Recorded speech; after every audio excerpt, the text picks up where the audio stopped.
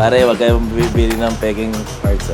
Nakakasakit ng puso yan. So right now guys, nandito tayo ngayon sa Prado. As you can see, papalitan natin yung grills. Kasi for me, parang hindi ako happy with the local grills.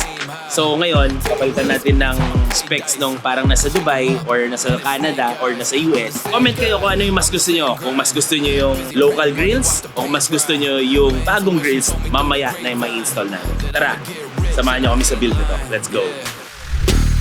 Get that money, I'ma flex. I get that money, I'ma flex. I get that money, I'ma flex. You now rockin' with the best.